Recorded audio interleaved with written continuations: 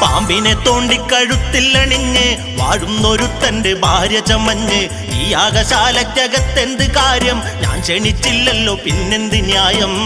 നാണം കെട്ട് നിൽക്കുന്നതെന്ത് ചന്തം? മാറു ദൂരേക്ക് പോകൂ, യാഗാഗ്നി താനെ അണഞ്ഞു പോകും നിന്റെ കോലം കണ്ട. കൊട്ടിയൂർ സ്വയംഭൂവിലാണിടുന്നോ എന്റെ കൊട്ടിയൂരപ്പൻ, ഓട്ടം തട്ടാതെന്നെയും കാത്തിടണേ എന്റെ കൊട്ടിയൂരപ്പ.